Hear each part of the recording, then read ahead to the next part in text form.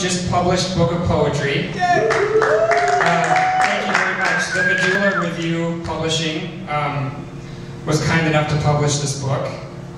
And I have them available for $10 if anybody would like to purchase one. I'm going to read 2 poems from it. And the first one is called The Ocean. Just get a light on the page here.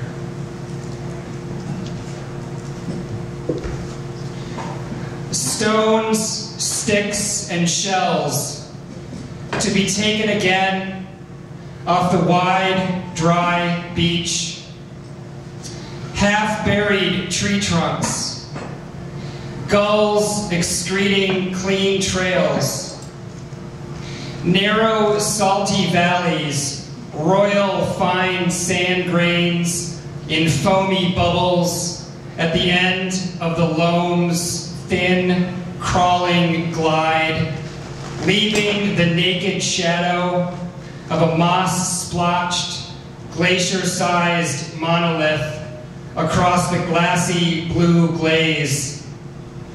Circled by birds and tide-crashed boulders, it stands, stoic, unmoved though moving, with unimaginable grace, like the tide settling from the gentle, crisscrossed envelopment of its own white-capped, half-tunnel collapse from side to side. Endless space permits no resistance from the drunken reverie of open, eternal transition. Each wave's width, emerald mid-rise, upends translucent, gurgitating milky splayed salt from the top as they collide in layered, luminous complexity, strengthening the wind's scream and blending into each other's ensuing death, down in whirling explosions and bubbling.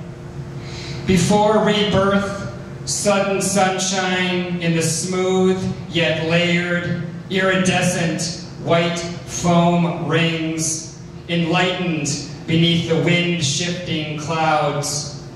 And between the horizon's subtle greenish-blue semicircle, wider than peripheral vision, and before the beginning of restlessness, there is calm. The sky clears for the wide, formless sheen of the setting sun, too bright for the eyes or to be reflected upon. Thank you.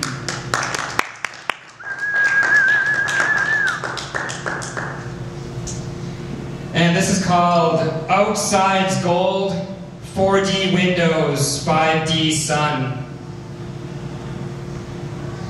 Brain center, ego, pineal gland, and pituitary body contracting.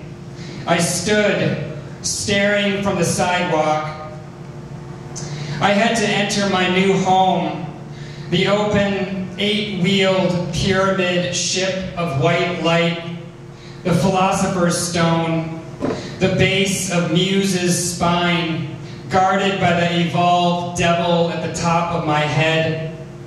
The ship, my open third eye, looking inward to open my pineal gland, had a south-facing windows, golden sun outside, dripping from the top of the pyramid and into it, and into my right brain, to a million or so left brain beach sunsets on the shores of an inner earth with a quicksilver moon sea.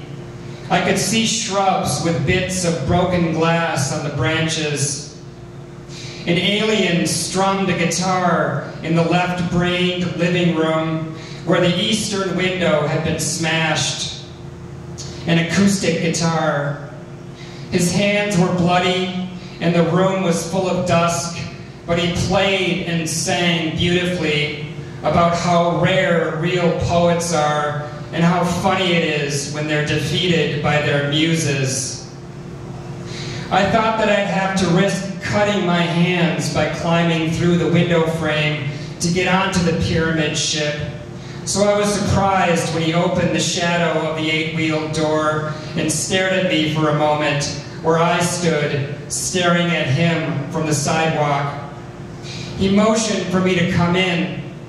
It was pretty dark now, and it was getting harder to tell if the musician was really there as I slowly reached the front steps and then climbed them toward the open door.